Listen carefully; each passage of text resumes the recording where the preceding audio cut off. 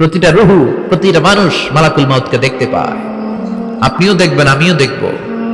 মুমিনদের কাছে এসে মালাকুল মাউত একজন যুবকের বেশে সাদা ধবধবে জুব্বা পরে সুগন্ধি মেখে মুমূর্ষু ব্যক্তির শিয়রে বসে বসে বলে, ইয়া আইয়াতুহান নাফসুল মুতমাইন্না, হে প্রশান্ত আত্মা, উখরুজি ইলা মাগফিরাতুল্লাহি ওয়া রিদওয়ানি, আল্লাহর ক্ষমা আর দয়ার দিকে বের হয়ে আসো। বলা মাত্রই মুমিনের আত্মাটা স্মুথলি বের হয়ে আসে। কাফান মিন আকফানিল জান্নাহ, হানুত বিন হানুতিল জান্নাহ, জান্নাত থেকে আনা সুগন্ধি কাফনের মধ্যে পেঁচিয়ে তিনি রূহটাকে নিয়ে ইল্লিনে চলে যায়। সরাসরি দেখে মালাকুল মাউতকে। আর যারা ইসলাম বিরোধী, কোরআন বিরোধী, তাদের সামনে এসে মালাকুল মাউত ত্রাস সৃষ্টি করে। আগে ধমক। হাইওয়েতে মাঝে মাঝে ডাকাতি হয় না? বাসগুলোর মধ্যে যখন ডাকাতি হয়, বাসে থাকে 50 জন, ডাকাত ঢুকে 5 জন, এই 5 জনের ভয়ে সবগুলো পেশাব করে দেয়। কারণ ত্রাস সৃষ্টি করে। এসেই চাইনিজ কুড়াল দিয়ে আগে কুবায় দেয় 4-5 জনের। রক্ত দেখে কি দেওয়ার সব আগে রেডি করে রাখে। মালাকুল মাউত এসে কাফের, নাস্তিক, মুশরিকদের সামনে সেরকম একটা ত্রাস সৃষ্টি করে। ভয়ে লোকটা কাঁপতে থাকে। ওর কাছে ভদ্র ভাষায় কথা বলে না, সুন্দর জামা পরে আসে না, কালো কুচকুচে চেহারা, ভয়ঙ্কর একটা রূপ নিয়ে, আকৃতি নিয়ে ইসলাম বিরোধীদের মাথার সামনে আসে। দুর্গন্ধযুক্ত চেহারার দেহ নিয়ে ধমক দিয়ে বলে, ও পাপাত্তা, ইয়া আইয়াতুহান নাফসুল খাবিসা উখরুজি ইলা গাদাবিল্লাহ, হে পাপাত্তা, আল্লাহর রাগ, ক্রোধ আর গজবের দিকে বের হয়ে আয়। মুমিনের আত্মা বলার সাথে সাথে যেমনি মুমিনের দেহ থেকে বের হয়ে জান্নাতি কাফনের ভেতরে ঢুকে, কাফেরদের আত্মাও কি এরকম তাড়াতাড়ি বেরোতে চায় নাকি? কাফেরদের আত্মা বেরোতে চায় না। ডানে দৌড়, বায়ে দৌড়, সামনে দৌড়, পেছনে দৌড়, আহা, দৌড়াদৌড়ি করে। মালাকুল মাউত এটাকে টেনে হিচড়ে, একটা জীবিত ছাগলকে জবাই না করে তার চামড়া উল্টার দিকে টেনে হিচড়ে বের করলে ছাগলটা যত কষ্ট পায়, এর সে কম 70 গুণ বেশি কষ্ট দিয়ে কাফের, মুশরিক আর গাদ্দারদের রূহ কবজ করা হয়। আল্লাহ, এই পরিস্থিতি থেকে তুমি আমাদের বাঁচাও। মুমিনদের রূহ যেমনি কবজ হয়, ওইভাবে রূহ কবজের ব্যবস্থা করে দিও। ঈমানের মৃত্যু নসিব করে দিও, শাহীদি মৃত্যু নসিব করে দিও। আমাকে শহীদ করে সেই মিছিলে শামিল করে নিও, যে মিছিলের নেতা মীর হামজা, খোবায়েবে খাব্বাব, আল্লাহর কাছে ছিল অতি প্রিয়, শামিল করে নিও। আমাকে শহীদ করে সেই মিছিলে শামিল করে নিও। পড়েন আমিন। আরো জোরে পড়েন আমিন। তার মানে বিমান দুর্ঘটনায় হোক, কিংবা লঞ্চ ডুবিতে হোক, কিংবা আগুনে পড়ে হোক, কিংবা আত্মঘাতী হামলায় হোক, যে যেখানেই মারা যায়, কবরের 3টা প্রশ্ন তার জন্য আছে না নাই? ইসলাম বিরোধীদের জন্য প্রশ্ন 3টা, আপনারা যারা মুমিন তাদের জন্য 4টা, আপনাদের জন্য একটা বেশি। আলহামদুলিল্লাহ কোন? কবরে এসে প্রথম প্রশ্ন করবে মুনকার নাকির যখন চলে আসবে, 40 কদম যখন আত্মীয় স্বজনরা লাশটাকে কবরের মধ্যে দিয়ে 40 কদম চলে যায়, তখনই ফেরেশতা চলে আসে। আহা, শেষ, সব শেষ। এসেই পরীক্ষা শুরু। মার রব্বুক, তোর রবের নাম কি? চিল্লায় বলেন, আমাদের রবের নাম কি? আমরা বলবো রব্বি আল্লাহ, আল্লাহ আমারে রব। দমে দমে তনু মনে তারি অনুভব। পড়েন, আল্লাহ আমারে রব। তোমার দুনিয়াতে আমি যেদিকে তাকাই, অথই নিয়ামতে ডুবে আছি সবাই। পাখপাখালির গানে শুনি তাসবিহ কল রব, তাসবিহ কল রব, আল্লাহ আমারে রব। প্রথম প্রশ্ন, তোমার রব কে? আমরা বলবো আমাদের রব আল্লাহ। দ্বিতীয় প্রশ্ন, ওমা দীনু, তোমার ধর্মের নাম কি? আমরা কি বলবো? তৃতীয় প্রশ্ন, বিশ্বনবীর চেহারা দেখিয়ে বলা হবে আতারিফু হাদার রাজুল, এই লোকটারে চিনো নাকি? আমরা বলবো চিনি, আমাদের প্রাণের নবী, ঠিক কিনা? চাঁদের চেয়ে সুন্দর তুমি নবী আমার কামলিওয়ালা, দু জাহানের বাদশাহ তুমি প্যারা নবী সাল্লে আলা, চাঁদের চেয়ে সুন্দর তুমি নবী আমার কামলিওয়ালা, ঠিক কিনা? তিনটা প্রশ্নের যথাযথ উত্তর যখন দিয়ে দিলেন, আপনার জন্য অতিরিক্ত আরেকটা প্রশ্ন করা হবে, ওয়ামা ইলমুক, তোমার নলেজ কি? তিনটা প্রশ্নের উত্তর যে তুমি করতে পারলা, কিভাবে পারলা, কেমনে জানলা? নকল করে বলছো নাকি জেনে বুঝে আসছো? নকল হয় না? এখন তো পরীক্ষা চলতেছে বোধহয়। কি পরীক্ষা? এসএসসি পরীক্ষা। নকল হয়? কৃষ্ণপুরে নকল নাই না? এখন মনে হয় এগুলো একটু কমছে। একটা সময় ছিল অনেক নকল হইতো। পাঞ্জাবের ভিতরে নকল, পকেটে নকল, টুপির ভিতরে নকল, মৌজার ভিতরেও নকল, এমনকি মেয়েরাও নকল করে পরীক্ষার হলে আসে না নাই?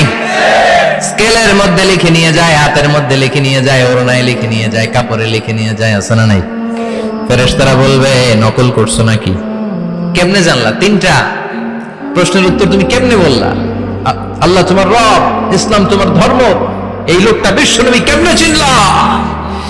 আপনাকে তখন বলতে হবে আমি কোরআন থেকে শিখেছি, আমি হাদিস থেকে শিখেছি, আমি ইসলাম জেনে বুঝে মেনেছি, আমি আন্দাজে কোথাও করি নাই। চিল্লায় এখন ঠিক কিনা?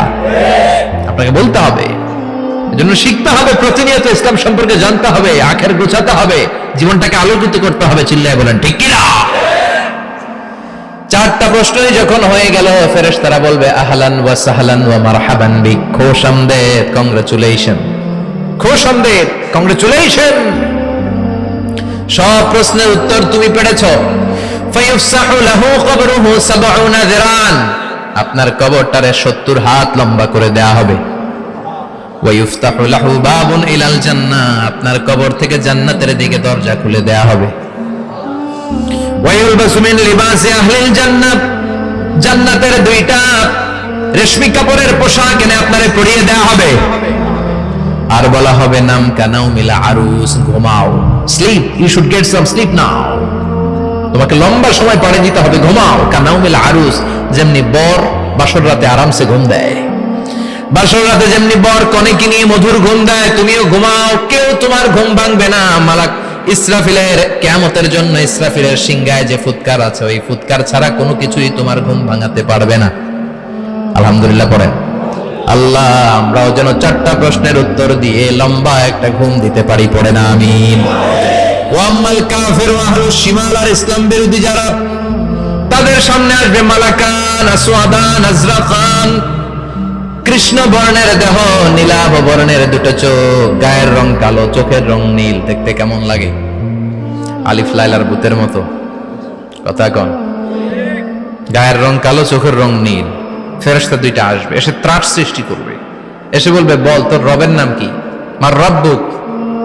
ইসলাম বিরোধী মুশরিক, কাফের, নাস্তিক, এরা বলবে আমি জানি না আমার রবকে, আমি জানি না, আমি তো আজীবন শুধু চেয়ার করেছি, মদ খেয়েছি, আমি ধর্ষণে সেঞ্চুরি করেছি দুনিয়ার বুকে, আমি টেন্ডারবাজি করেছি, চাঁদাবাজি করেছি, আমি মাস্তানি করেছি, আমার দাপটে এলাকার ইসলাম প্রিয়রা বাসায় ঘুমাতে পারে না। আমি ছিলাম টেন্ডারবাজ, আমি ছিলাম গডফাদার, সন্ত্রাসীদের লিডার, আমি ছিলাম ডন 1 2 3 সব, আমি ছিলাম ডনের ডন, আমি ছিলাম মাস্তান, রংবাজ, রব টপ কি আমি তো জানি না। লাদ্রি লাদ্রি, আমার জিজ্ঞেস করো না। আবার প্রশ্ন করা হবে ওয়ামা দীনুক, তোর ধর্মের নাম কি? বলবে লা আদরি, আমার কোনো ধর্ম নাই, আমার কোনো ধর্ম নাই, আমি শুধু মৌজ মাস্তিতে ছিলাম, আমি আনন্দ ফুর্তি করেছি, ইসলাম নিয়ে আমার মাথা ব্যথা ছিল না, আজীবন ইসলামরে আমি বাস দিয়েছি। চিল্লায় বলেন ঠিক কিনা? ইসলাম বিরোধীদের সাথে ছিল আমার চলাফেরা, আমার সব সাঙ্গ পাঙ্গ ছিল গুন্ডা বদমাশ, ইসলাম বিরোধী। রব কি, ইসলাম কি, এগুলো আমি জানি না, আমার এগুলো জিজ্ঞেস করো কেন? ধর্ম কি আমি জানি না, আমি কিচ্ছু মনে করতে পারছি না। 3 নাম্বার প্রশ্ন করা হবে আচ্ছা আরিফু হাযার রাজুল, দেখো তো এই লোকটারে চিনো কিনা? কয় না, চিনি না, তবে মনে হয় এই লোকটারে দুনিয়ার বুকে আমি গালি দিতাম, এই লোকটার বিরোধিতা করতাম, ব্লগের মধ্যে এই লোকটার ব্যাপারে কুৎসা রটনা করতাম, এই লোকটার কার্টুন বানিয়ে আমি হিংসা ছড়িয়ে দিতাম, এই লোকটার ব্যাপারে আমি এলাকার মধ্যে অপপ্রচার চালাতাম। ফেরেশতারা বলবে তাই, এই ছিল তোর ডিউটি, দাঁড়া এখনই আমাদের খেলা শুরু, এখনই শুরু। ফায়ুতরাকু বিমাতারিক মিন হাদিদ, লোহার একটা হাতুড়ি দিয়ে মাথা থেকে পা পর্যন্ত পিটানো হবে, পিটিয়ে ওর গোশতের হাড্ডিগুলোকে থেতলে ফেলা হবে।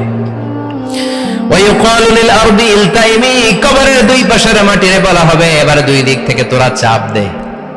চাপ দেয়া হবে, ধাক্কাধাক্কি করেও সে সুবিধা করতে পারবে না। মাটি আস্তে আস্তে আস্তে আস্তে দেহের দুই দিকে লেগে এমন জোরে দুইটা চাপ দিবে, ফাতাখতালিফা আদলাউহু, তার ডান পাশের পাজরের হাড্ডি বাম দিকে ঢুকে যাবে, বাম দিকের হাড্ডি ডানে চলে যাবে।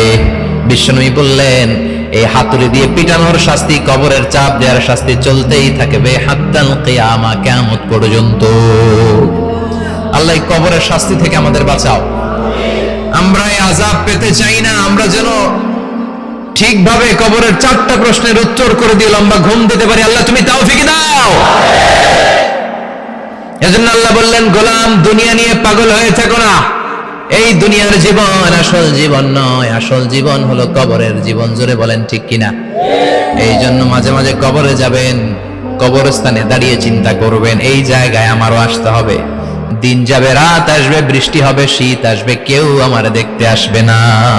একা থাকতে হবে, একা, বড় একা, অন্ধকার, বড়ই অন্ধকার। ওই কবরের জীবনের সামান গোছানোর দরকার আছে না নাই? ওই কবরে সুখে শান্তিতে থাকতে চাইলে নামাজ পড়ার দরকার আছে না নাই? কোরআন পড়ার দরকার আছে না নাই? ছেলে মেয়েগুলোরে মানুষের মতো মানুষ করার দরকার আছে না নাই?